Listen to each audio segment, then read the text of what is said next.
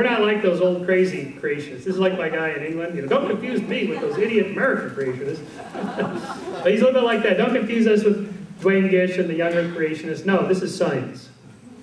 Well, baloney. On February 6, 2000, Dembski told the National Religious Broadcasters at their annual conference in Anaheim, California that, quote, intelligent design opens the whole possibility of us being created in the image of a benevolent God.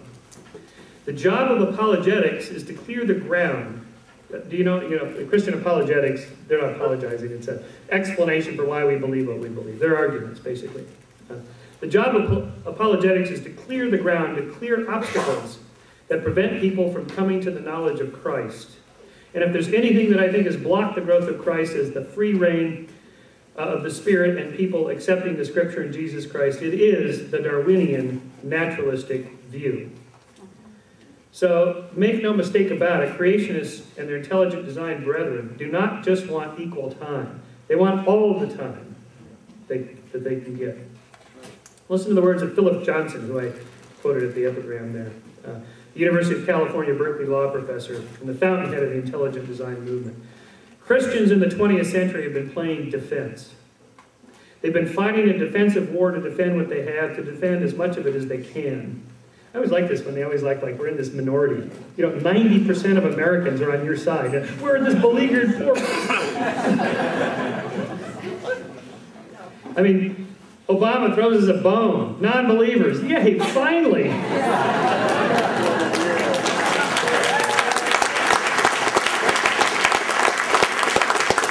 And they're up in arms about this. Oh, America's going to a secular nation. It is a secular nation. It's supposed to be. He continues, it never turns the tide. What we're trying to do is something entirely different. We're trying to go into the enemy territory, their very center, and blow up the ammunition dump.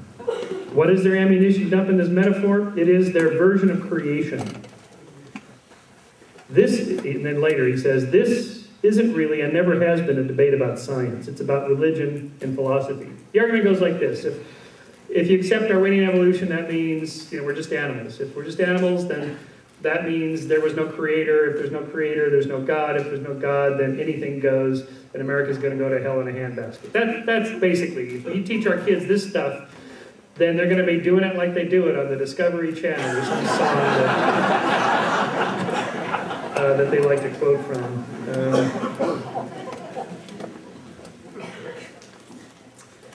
Is this true? Well, no. So I want to make two final points. I think the deeper agenda of looking for an intelligent designer, God, let's be honest, just call him id or it, whatever,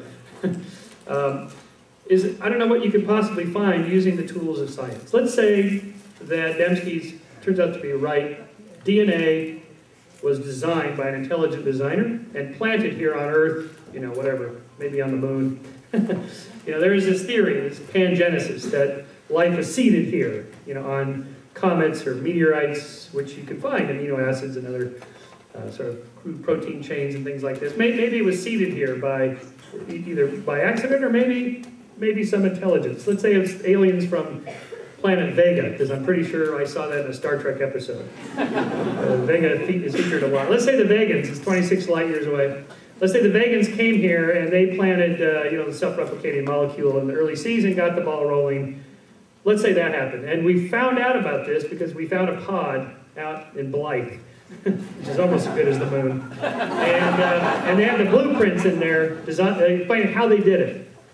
Wow, this would be incredible. NASA would be thrilled to get more funding to go to Vega and all this stuff, find out what those guys are like. But it wouldn't answer the question of where life originated, would it? It doesn't tell us how life evolved. It just said the Vegans did it. Well, that's interesting, but where did those guys come from? How did they get there? Did they evolve on Vega? Or, oh no, it turns out we finally get to Vega in a couple centuries, and lo and behold, they were seeded there from some alien civilization on the other side of the galaxy who was planted there from some aliens in Andromeda, and so on and so forth, and you get where I'm going with the argument. At some point, there has to be some bottom-up natural evolutionary process. As soon as you posit that there's an external creator who set it into place, where did that guy come from? And ultimately, that's the best science will ever be able to do, even if you take it all the way back and say, well, it was a designer outside of our bubble universe that triggers the collapse of black holes to create universes or something. Okay, but where did that designer come from? That would still be a reasonable argument. So I contend that if we ever did, if SETI's ever successful, again, they're not going to be like us, bipedal primates with an early stuff before it English Indian accent. They're not going to be like that. They'll be so far ahead of us. Think about what it would be like if we discovered an alien. It won't be behind us because we just finally accomplished spaceflight technology and then abandoned it. Humans, anyway. Sort of like how the Japanese went back on the gun or whatever. Anyway, so civilizations do sometimes go backwards, but let's say we eventually find them. They'll be far ahead of us. Never like the ufology people think, you know, the aliens landed at Roswell in 1947 and gave us transistors. Wow, just slightly better than vacuum tubes. You know, they're just like 5 years ahead of us. We back-engineered their advanced technology and created the transistor radio. Because it would imply that the evolutionary parallels would have to be just exactly the same on that other planet and our planet, and the chances of that happening are virtually zero. They would be either way behind us or way ahead of us. They won't be way behind us because we won't find them. So they'll be way ahead of us. Take any of those curves like Moore's Law, the doubling power of computer chips for every $100 or $1,000 on a computer, it doubles every 12 to 18 months. Just take any of those curves of technological progress from the Wright brothers to the moon in 66 years, any of those kinds of rapid curves, and an alien civilization that we would encounter would probably be maybe 50,000 years ahead of us, 500,000, 5 million, probably in the hundreds of thousands to millions of years ahead of us, who would have then taken those Moore's Law type curves and applied them for that long of time. We're already pretty close to being able to create life forms in the test tube. I mean, J. Craig Ventnor is probably going to introduce this within the next year or two.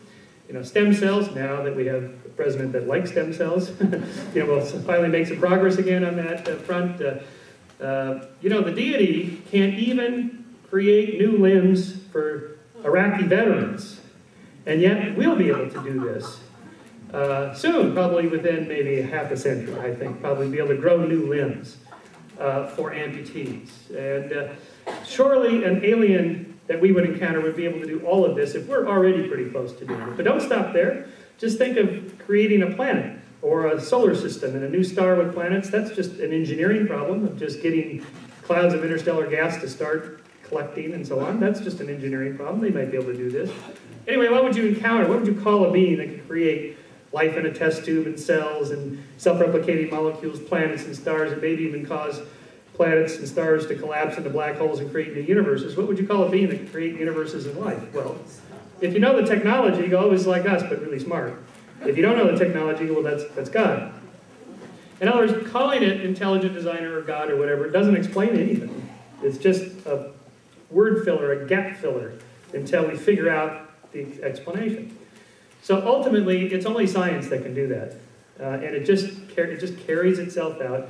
And therefore, the intelligent design agenda, as I just read it to you, will ultimately fail. The best they can ever do is to find something that's not God, but like us. And that then will fail for them, and then therefore it's a lost program. So where do we go from there? Okay, I'll read the last two paragraphs and then we'll have a Q&A. I feel like Elliot Spitzer in church.